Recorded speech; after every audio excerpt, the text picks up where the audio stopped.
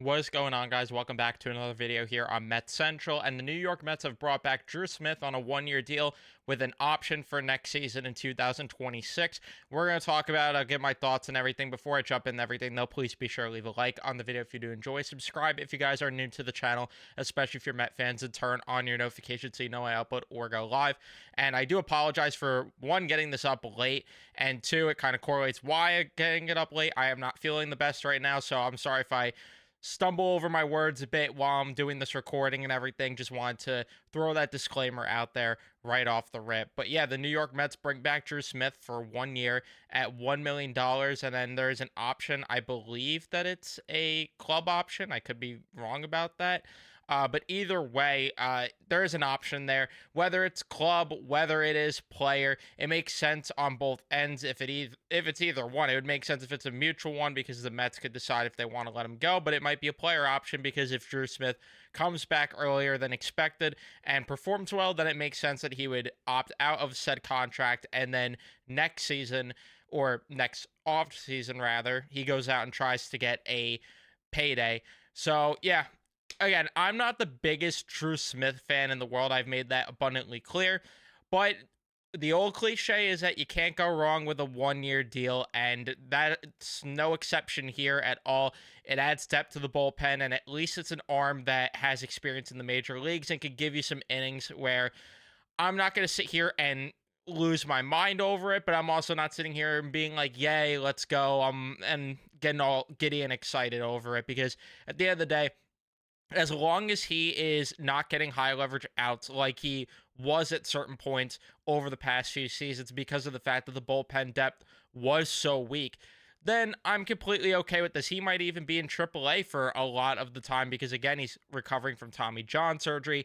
And then on top of that, if he's not performing the best, then, he's not going to end up being here for that long, and he won't be on the major league roster. And even so, he might get cut if he's truly that bad because, again, 1 year deal, 1 million.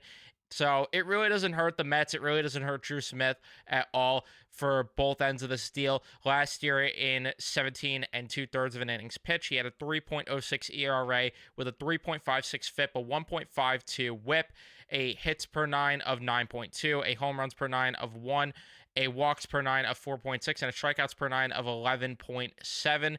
The thing that was very glaring in Drew Smith's game is the fact that the velocity was dipping down each and every season, which kind of led to where it did last season. And of course, when Edwin Diaz had to departure because of that suspension, which was still complete and utter garbage, Drew Smith ended up blowing his arm out in that same game, ironically. And that's where he ended up needing Tommy John surgery for, I believe, the second time. It could be the third. I'm not sure if he had it in, when he was down in the minor leagues at all or in college, whatever, wherever he pitched, whatever level it was. I'm not sure if he's had Tommy John with the Rays system, whatever it may be. I'm not sure if he's had it until in 2018, where he ended up not pitching that full season because he needed Tommy John. And then 2019 missed the whole year and then came back in 2020 for a couple of games. And then his last full body of work was 2023, where he pitched to a 4.15 ERA in 62 games. And that is over the course of 56 innings. And then he had a 4.55 FIP, a 1.40 WHIP. And again, just really not the best of numbers. He walks a lot of guys, allows a lot of hard contact, and the velocity obviously does scare me in terms of the fact that it was not that great to begin with. And now coming back from Tommy John, how is it going to play into a factor even more so? I'm not entirely sure, but again, it's a 1 year deal, and it's hard to get mad when it's for 1 million, especially to where they've cut plenty of players before that are on 1 year deals. They've cut players that had term after said contracts, like James McCann. I don't think there's any issue here. If things go south, they could just cut him. And again, it adds to the bullpen depth, so it's hard to get mad at it entirely. But my hopes just aren't high. My hopes aren't high. If you get the baseline numbers that you did in 2022, I guess that you take it for a guy that, again, you want to see him get the lower part of the lineup, and you want to see him in lower leverage situations, because in higher leverage spots, not going to thrive with that sort of stuff.